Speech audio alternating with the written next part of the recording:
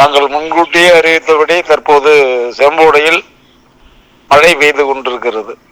நன்றி சார். வணக்கம். செல்வகுமாரின் அதிகாலை வானிலை ஆய்வறிக்கை. அதிகாரப்பூர்வ வானிலை அறிக்கைக்கு இந்திய வானிலை ஆராய்ச்சித்துறை அறிக்கையை பார்க்கவும். 2025 ஜனவரி 31 வெள்ளிக்கிழமை அதிகாலை நிலவர வானிலை பதிவு. காற்று சுழற்சியானது இலங்கைக்கு தெற்கே எதிர்பார்த்த இடத்தை விட சற்று தெற்கு புறமாக நகர்கிற காரணத்தினாலே வட உள் மாவட்டங்கள் வடகடலோரத்திற்கு பெரிதாக தூறல் மழைப்பொழிவு கூட இன்னும் தொடங்காத நிலையில டெல்டா மாவட்டங்கள்ல ஆங்காங்கே மழைப்பொழிவு. இந்த அறிக்கைக்கு முன்பு கூட ஒரு ஆடியோவை நீங்கள் கேட்டிருப்பீர்கள். செம்போடையில் மழை. நான் நடந்து வந்த பாதையிலும் தூறல் நனைக்கும் மழை. ஒரத்தநாடு மன்னார்குடி இடைப்பட்ட பகுதியில் மழை. பட்டுக்கோட்டை பேராவூரணி பகுதிகளில் ஆங்காங்கே அதிகாலையில் மழை ஒதுக்கி பட்டுக்கோட்டை மற்றும் பேராவூரணி இடைப்பட்ட, அதாவது தஞ்சாவூர் புதுக்கோட்டை மாவட்ட இடைப்பட்ட பகுதியில் ஆங்காங்கே தூறல் நனைக்கும் மழைகள், லேசான மழைகள் காணப்பட்டது. தற்பொழுது திருச்சி மாவட்ட பகுதியை நோக்கி நகர்ந்து கொண்டிருக்கிறது அந்த மழை மேகங்கள். மேலும் தென் மாவட்டங்களில் ஆங்காங்கே மழை, நாலுமூக்கு ஊத்து போன்ற பகுதிகளிலும் பொழிந்திருக்கும். பொழுது விடிந்ததும் அறிக்கையை கிடைக்க பெற்றதும் சமர்ப்பிக்கிறேன். இன்றைய வானிலையை பொறுத்த வரைக்கும் கிழக்கு காற்றிலே 3 விதமான கிழக்கு காற்று இருக்கிறது.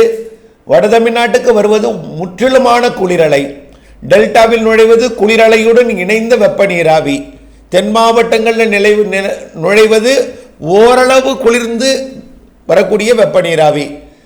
இலங்கையின் தென்கோடியில் நுழைவது மட்டும்தான் முற்றிலுமான ஒரு வெப்ப நீராவி. இலங்கையின் தென்கோடி பகுதிகளில், தென்கிழக்கு பகுதிகளில் மட்டும் நல்ல மழை.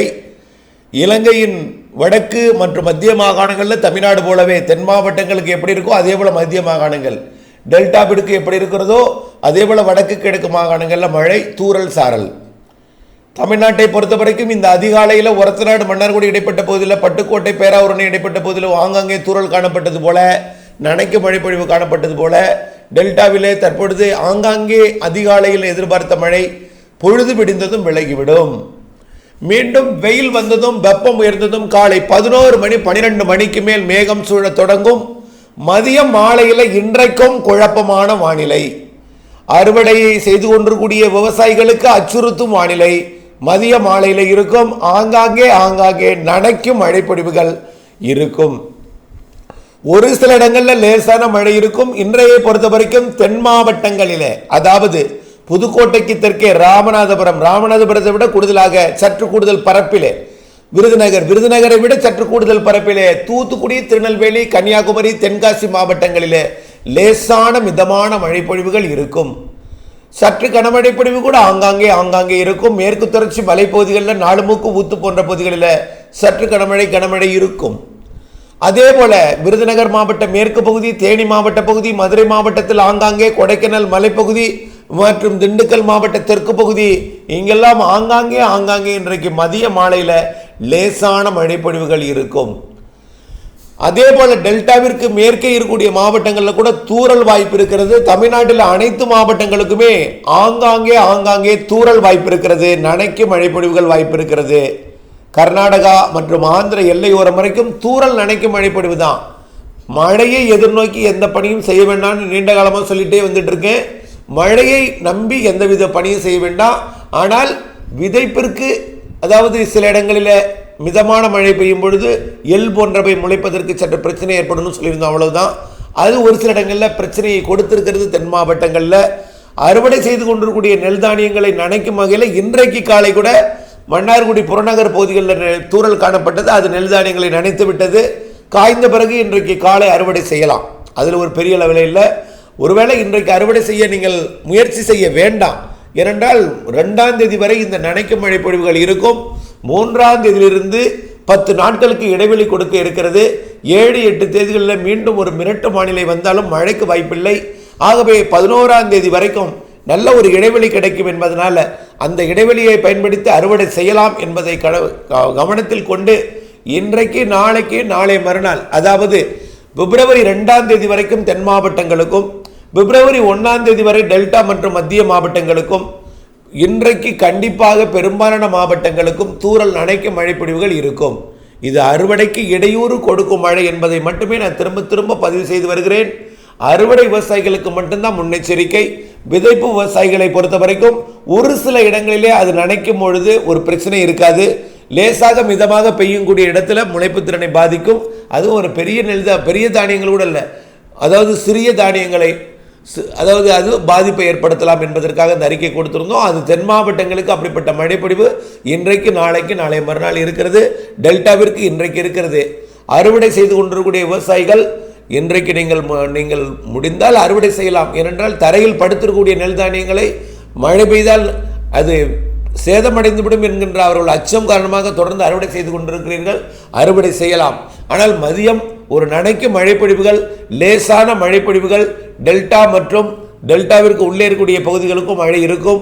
தென் மாவட்டங்களுக்கு ஆங்காங்கே லேசான மிதமான மழைப்பொழிவும், ஒரு சில இடங்களில் சற்று கனமழைப்பொழிவும், ஓரிரு இடங்களில் கனமழைப்பொழிவும் தென் மாவட்டங்களில் உண்டு என்பதை தெரியப்படுத்த விரும்புகிறேன். தென் மாவட்டங்களை பொறுத்த வரைக்கும் நம்பர் 1 இடம் நாலுமுக்கு ஊத்து, காக்காட்சி போன்றவை, மாஞ்சோலை போன்ற பகுதிகள் பிடிக்கும். பிற இடங்கள்லாம் மிதமான மழை பொழியும். அடுத்தபடியாக 2ஆம் தேதிக்கு பிறகு 3லிருந்து 11ஆம் தேதி வரை இடைவெளி. இதில் 7-8 தேதிகளில் மீண்டும் ஒரு குழப்ப வானிலை வரும். அது குழப்பம் மட்டுமே, தூறலாம் மாவட்டங்களுக்கு. ஆகவே அதற்கு கூட நீங்கள் அச்சப்பட தேவையில்லை. 11ஆம் தேதி வரை அறுவடை செய்யலாம்.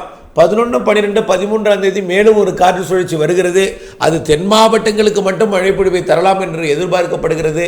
டெல்டாவிற்கு மிரட்டிவிட்டு செல்லலாம் என்று எதிர்பார்க்கப்படுகிறது. ஆகவே வரக்கூடிய பிப்ரவரி மாதத்தில் அறுவடை வைத்திருப்பவர்களோட அச்சப்பட வேண்டாம். எல்லாமே மிரட்டு வானிலை, தூறல் சாரல் மழைப்பொழிவாக பிப்ரவரியில் 10ஆம் தேதிக்கு மேலே இருந்தாலும், மாத இறுதியில் இருந்தாலும், 20ஆம் தேதி வாக்கில் இருந்தாலும் அது தூறல் சாரல் மிரட்டு வானிலையாக இருக்கும் என்று எதிர்பார்க்கப்படுகிறது. மழையை பொறுத்த வரைக்கும் மார்ச், ஏப்ரல், மேல நல்ல மழை இருக்குன்னு சொல்லிகிட்டே இருக்கோம். மார்ச் பின்பகுதி கண்டிப்பாக மார்ச் 21 சூரியன் குத்துக்கதிர் நிலநடுக்கோட்டு இந்திய பெருங்கடலுக்கு வந்த பிறகு, நிலநடுக்கோட்டுக்கு வந்த பிறகு மழைக்கு சாதகமான வானிலை மாறும். அதுவரை மிரட்டு வானிலை, தூறல் சாரல் வானிலை 10 நாட்களுக்கு ஒரு முறை இருக்கும் என்பதை தெரியப்படுத்தி, மார்ச் 21க்கு பிறகு மார்ச் இறுதி வாரம் மற்றும் ஏப்ரல், மேயில் அவ்வப்பொழுது வெயிலுக்கிடையே மழைப்பொழிவை கொடுத்தாலும், ஏப்ரல், மேயில் மாதத்திற்கு ஒரு வலுவான நிகழ்வு காற்றழுத்த தாழ் மண்டலம் அல்லது காற்றழுத்த தாழ்வு பகுதி ஏப்ரல் 1, மே மாதம் 1 கண்டிப்பாக வரும். ஏப்ரலில் ஒரு 2-3 நாள் குறைந்தபட்சம் நல்ல மழைப்பொழிவை கொடுக்கும். மே மாதமும் அதேபோல் 2-3 நாள் நல்ல மழைப்பொழிவை மே மாதத்திலும் கொடுக்கும் என்பதை நினைவுபடுத்த விரும்புகிறேன். கோடை வெயிலை பொறுத்த வரைக்கும் சராசரியாக இருக்கும். ஒரு நாள் கூடுதலாக இருந்தாலும் ஒட்டுமொத்த சராசரியை பார்க்கும் பொழுது சராசரி வெப்பம் இருக்கும். மே மாதம், ஏப்ரல் மாதத்தில் மாதத்திற்கு 10 நாட்களுக்கு ஒரு முறை தூறல் சாரல் வந்தாலும் அதில் ஏதேனும் ஒரு நிகழ்வு வலுவான நிகழ்வாக வந்து மாதத்திற்கு ஒரு மழை, அதாவது 2-3 நாட்களுக்கு மாதத்திற்கு 3 நாள் நல்ல மழைப்பொழிவை கொடுப்பதற்கு வாய்ப்பு இருக்கிறது. ஆகவே அனைத்து மாவட்டங்களுக்கு இதுதான் வழக்கமாக. மே மாதத்தில், ஏப்ரலில் பெய்யக்கூடிய மழைப்பொழிவை விட இந்த ஆண்டு ஏப்ரல், மேயில் கூடுதல் மழை இருக்கிறது என்பதை தெரியப்படுத்த விரும்புகிறேன். அது எல்லா மாவட்டங்களுக்குமே பொருந்தும். வழக்கமாக பெய்யக்கூடிய மழையில் கூடுதல் மழை, சராசரிக்கு கூடுதல் மழை ஏப்ரல், மே என்பதை நினைவுபடுத்த விரும்புகிறேன். இப்படித்தான் நம்ம நீண்டகால அறிக்கையும் ஏற்கனவே சொல்லியிருக்கிறோம். அதாவது தென்மேற்கு வடகிழக்கு பருவமழையும் சராசரிக்கு கூடுதலாக இருக்கும். ஆனால் சேர்த்து தான் பெய்யும் பொழுது நாம் அதை சேமித்து பயன்படுத்துவதற்கு மழைநீர் சேகரிப்பு அமைப்பை ஏற்படுத்தி கொள்ள வேண்டும். 10% இடத்துல மழைநீர் சேகரிப்பு அமைப்பை ஏற்படுத்தி எந்த நேரமும் மழைநீரை சேகரிக்க தயாராக இருங்கள்.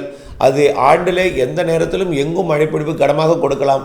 அப்பொழுது அதை நாம் சேமித்து நம்முடைய தேவைக்கேற்ப பயன்படுத்தலாம். கைவசம் நீர் இருந்தால் கவலை இல்லாமல் விவசாயம் செய்யலாம் என்பதை புரிந்து கொண்டு வானிலை ஆய்வறிக்கையுடன் இணைந்திருந்து இன்றைக்கு நாளைக்கு தூறல், நனைக்கும் மழை, லேசான மழைப்பொழிவுகள் இருக்கிறது என்பதை கொண்டு 3ஆம் தேதியிலிருந்து இடைவெளி என்பதை அறிந்து திட்டமிட்ட வேளாண்மைக்கு வானிலை ஆய்வறிக்கையுடன் இணைந்திருக்கவும், வானிலை துல்லியம் அறிந்து பணி செய்திடவும், இடைவெளி அறிந்து அறுவடை செய்திடவும் அன்போடு கேட்டுக்கொள்கிறேன். நன்றி.